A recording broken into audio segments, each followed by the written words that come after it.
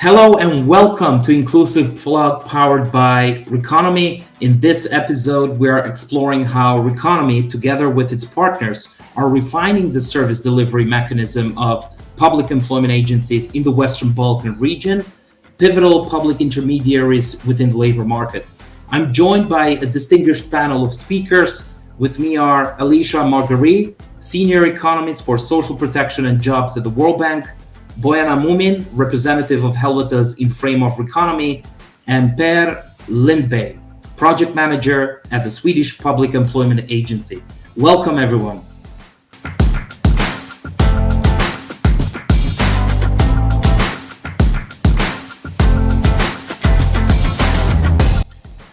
Bojana, let's start with you. To set the stage, could you explain how RECONOMY is facilitating in addressing the mismatch between the employers and the job seekers in the Western Balkans? Yes, first of all, thank you, Sabine, for inviting us and for putting this topic on the agenda as a very relevant one, since, as we know, employment is a highly important topic for every country, and especially for the countries that are in transitions for decades now, such as Western Balkan countries. But before answering to your question, let me just briefly explain why we are actually implementing this project, and partially I will also address the question. The economy implementing this project with the aim actually to support and strengthen the services of the public employment agencies across three countries in Albania, Bosnia and Herzegovina, and Kosovo. Since we know that these public institutions play quite important and crucial role on the labor market and employment generally.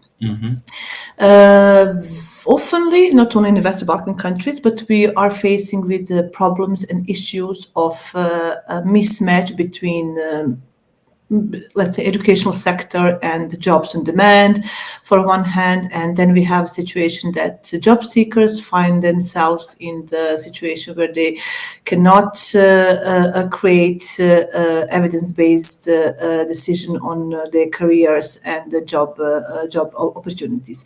So this is just one small part of arguments why unemployment or under-unemployment exists in certain countries.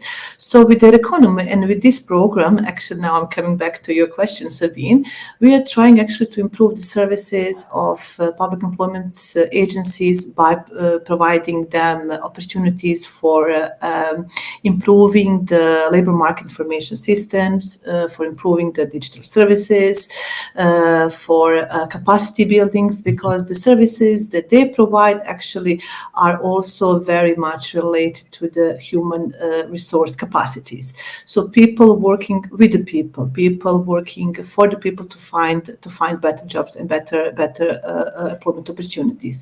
And in this area, we are partnering with different organizations. That's why we have Per and Alicia today with us. But with the economy, we are actually trying to boost the already existing work of the public employment services across the Western Balkan countries and to put them actually on the market as attractive entities and attractive institutions that actually can boost employment even more than it is now. So I hope that I have partially answered your question about mismatching and what the economy actually is doing. Thank you very much, Bojana, for giving this overview. And Alicia, from your perspective, what are critical factors that hinder the effectiveness of public employment agencies in the region? That's not an easy question, but so, and I think Bojana has touched on some of those topics. For me, it depends a bit on how historically has been conceived the role of the public employment services, and it's common across the Western Balkan countries, but it's not isolated in Europe. That the public employment services are historically performing administrative tasks, recording the unemployed and delivering unemployment benefits. But today, an effective public employment services agency is conceived as an agency fostering intermediation between the labor demand and supply and providing counseling services to job seekers. even further on, providing services to employers. So that requests a change of the way the mission is conceived in terms of working with the private sector, in terms of technical expertise of the labor market. So you need to rely on good analytics of what is the demand for skills, what are the occupations trending, etc. It also requires counselors to have an adequate background to work with vulnerable job seekers, those who have been unemployed for a long time and face additional difficulties to join the labor market. And it requires a change of mindset, moving from rights and payments to a service mindset. So once this change of mission is clear, and again, it's not specific only to the Western Balkan countries, then you need to align the additional critical factors, which are being adequately organized within the agency, adequately staffed, and adequately funded. So this means funded means having the budget not only to pay unemployment benefits, but also to implement the counseling, the active labor market programs.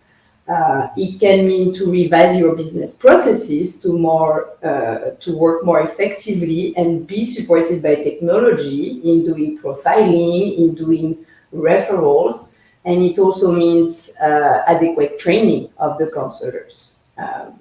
So back to what Bojana mentioned, the counselors are a critical factor, in fact, in the public employment services. Oh, thank you, Alicia. And Per, could you share the experience of the Swedish Public Employment Agency in digitalizing its services? Like, how did it help you? Well, I would say if we go back like 25 years or so, it was a decision made that we should try to use modern technology as forcefully as possible in order to help people, employers and job seekers that didn't need so much support from us to sort of find themselves. And then we should put extra effort into those who need our help more. And this development has further been strengthened. In 2018, we had a severe shortcut of our budget. We had to lay off 3,000 people. Total, we went from 14,000 to 11,000 in the agency. And we also had to close, we went from 325 local agencies in the country to 125. And Sweden is a large country also. Just to give you one example, the northernmost municipality where I lived as a child has 30,000 people, and it's the size of Slovenia. That means that a lot of people have far distance to go to the local agency today. So we rely a lot on having these kind of possibilities to provide services digitally. And we are also, so employers have access to our CV database, and they can find the job seekers directly and vice versa. Also, we have sort of specialized also, or let me put it like this. When you register, you do it digitally. Almost more than 90% do it now digitally. And that means also that we can directly see from this person, this age, this education, this background, etc. We can also give you the first meeting with the counselor so is specialized in your needs. This is one thing. Also, the activity plans are digitalized mainly, and I think there's like 97% are digitalized now, and also the activity reports are digitalized, and we do some samples to check that everything is okay. So this has helped us a lot, I would say. We have increased the quality when it comes to decisions, because now we have people who are specialized in decisions. So yes, I would say it has helped us a lot. One thing that is a little bit odd with our agency, maybe compared to other agencies in Europe, is that we have sort of outsourced part of the core businesses. So the matching is now provided by private providers, and I mean, this is of course a political decision. We had a pilot in 32 our 290 municipalities in 2019, and then it was introduced in 2020 in the whole country. And if this is good or bad, I mean, we will see in the future. But definitely, without digital services, we would be in a much worse state than we are today. Thank you very much, Per. And before I come back to you about the Swedish Public Employment Agency leveraging its experience to support labor market policies in the region, Bojana, I would like to come back to you. What strategic advantages do our partners, such as public employment agencies in Albania, Bosnia and Herzegovina, and Kosovo, bring? Well, thanks for the question, Sabine. I would say several advantages, and they bring. So first of all, working with the public employment services in their own countries, you are working with the entities who have knowledge and local expertise on the first place. So meaning that those are the agencies who know the context the best, who knows the labor market the best, and who knows actually the future trends. But also considering that we are now speaking, as I told previously, about countries in the transition period, and we are all aspiring to join the EU as a framework of future path for the West Balkan countries. Many adoptions, many policy laws changes, many regulation is to be adopted. So that's why public employment services also are overburdened and need additional support and help, like in providing their daily work, in providing their daily services, but also positioning them to be like more influential in creating the employment policies overall. Also, I would say that public employment services have like this local ownership, but also like networking and relationship with the private sector, which is also crucial and important when we are speaking about employment policies in the labor market, since they are the one who should also be in services for the private sector to provide better services not only to the job seekers but to the employers, and playing these mediation roles between these two actors. And also not forget that public employment services are the agencies which mandate actually is to take care of social policies. So they are actually formed to actually provide social services to the citizens, including vulnerable groups, most disadvantages. And I think that even more support should be put in this area, because very often we are facing with this situation that long-term unemployed job seekers, people with disabilities, vulnerable groups in general are the one actually registered on the PES, on Public Employment Services database, and they are the one actually very much rely on the services that these entities are providing.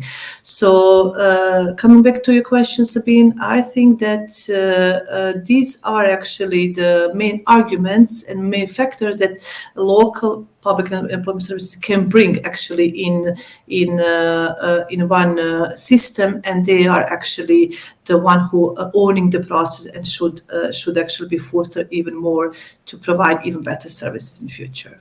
Right. Thanks, Bojana. Now, Per, back to you. How does the Swedish Public Employment Agency leverage its experience to support labor market policies in countries with less developed employment services? Well, I would say, first of all, we use our own experience. We have a long experience in our country. First local agency was opened in 1902. The National Employment Agency was founded in 1948. And also, we have a somewhat different approach in our country to labor market politics than in other European countries, or most other European countries, because we see it as an important part of the economic politics. meaning we invest around 2% of GDP each year in labor market politics. The EU average is around 1%. So this is one thing that we try to sort of bring to the countries. Also, the experiences we have had especially in I would say, some disciplines, like Bojana mentioned, the vulnerable groups. That's a special task for special mission for our agency, given by the government and parliament, that we work a lot on. And also, Alicia mentioned the labor market forecasting and analysis. This is another strong discipline. In our case, I would say we have. It's at least 15 countries in the world now that use our model in doing labor market forecasting, and everything from a thorough macroeconomic analysis down to what kind of professions will be required in the next year, in the year to come, by employers. Also, working with employers, improving labor contacts between the Public Employment Service and employers and employer organizations and other social partners like the trade unions. Another thing I would like to stress, which I mentioned already, digital services, but also the labor market information system is something that we are in the forefront of in European public employment services, I would like to say. Other kind of things is like communication and information. In many countries where we have been active, in former Soviet republics and other so-called former socialist countries, they have a totally different sort of tradition, or comes from another background when it comes to handling things that are transparent and handling information and communication.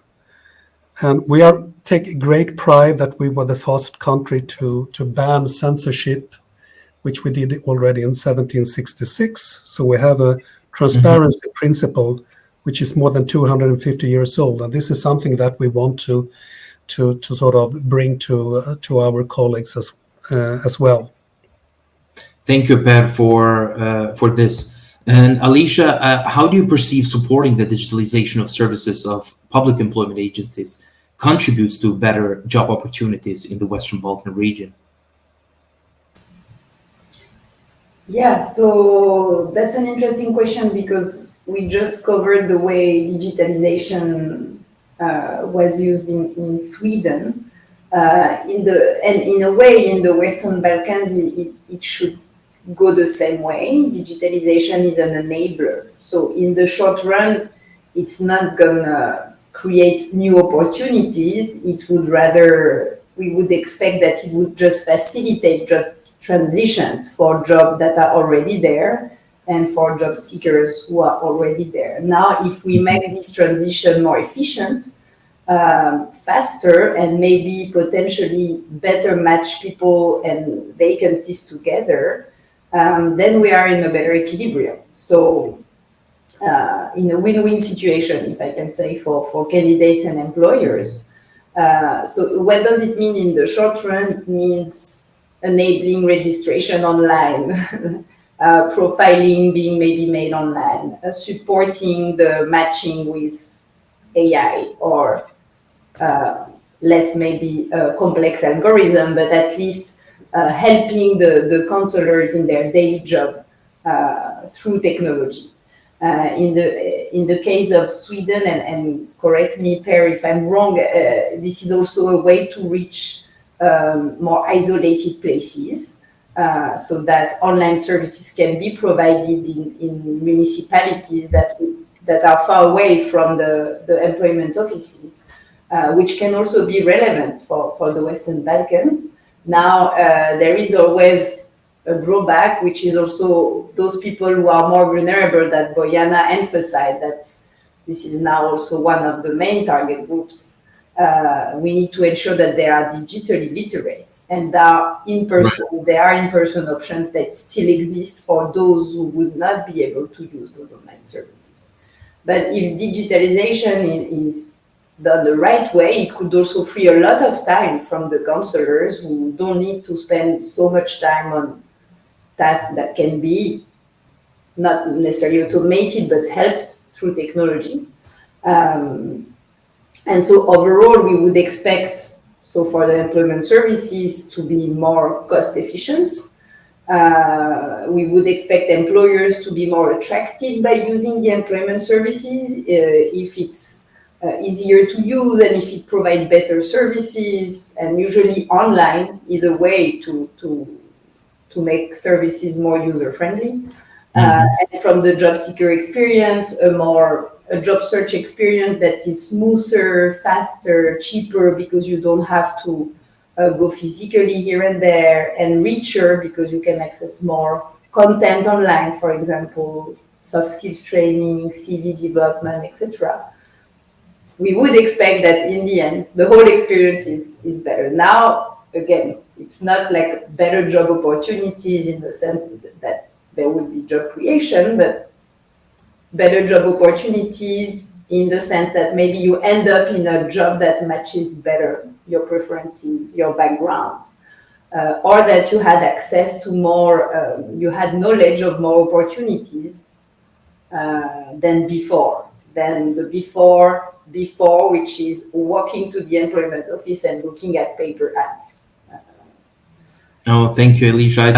Bojana, considering the long-term unemployment issues, how is RECONOMY facilitating and supporting its partners implementing to support requalification and access to the labor market for the most vulnerable groups? Yes, that's a very good question, but I will also try to just echo what Alicia said and just to emphasize few words, if I may, Sabine, before answering this question regarding the digitalization and all the benefits that digitalization brings, what Alicia already mentioned. I just want to echo that by using really good examples and best practices, like from the Swedish employment services or the training employment services that we do in the economy, it's really like amazing things that digitalization could assist to the job seeker. There is like various of tools and methods that could be used digitally that person who is not even like digitally literate, but can be taught how to use actually different tools. So this is something that, provides equal access to all job seeker, to every citizen, and this is something that I really like the most, because it's the principle no one is left behind, because you are actually the one that can assess your capabilities by yourself. Then you can actually ask for additional help from the career counselors, and then using the labor market forecasting system and information that PES is providing, you can also see what are the best options for you to be employed and what system can actually offer you. But I think Per is also like a very person on place that can speak more about this. And one more thing that I want to highlight is the importance of this labor market forecasting system. So this is something that public employment services, by my opinion, needs to be supported even more, at least in Western Balkan countries, because they are the one who are contacting with the private sector, business sector employers directly. They are the one who are conducting the surveys with them about market trends, about market needs in the future.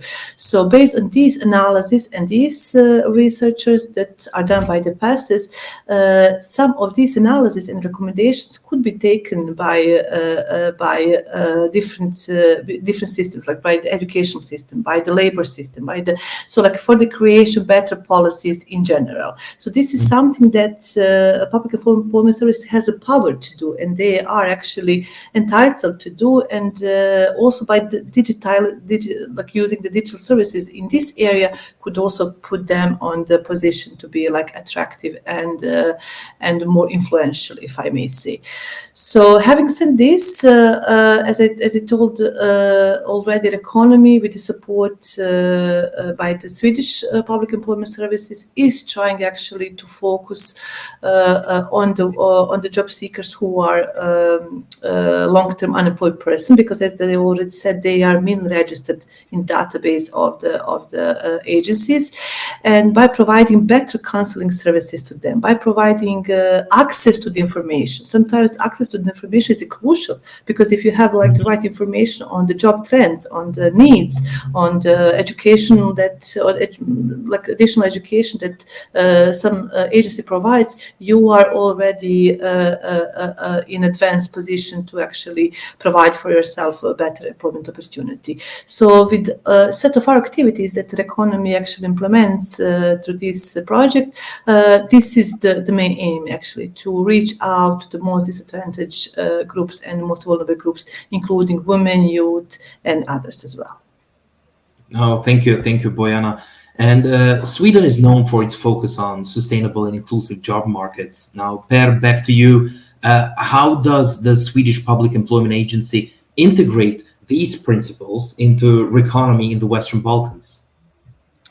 First thing I want to mention is to what we try to focus is in our project is to sort of say, focus on what these people can do, not what they cannot do. This is a way of sort of having this mindset. And also, more concretely, that means also to sort of do profiling of the job seekers. What kind of disabilities or what kind of hindrances does this person have?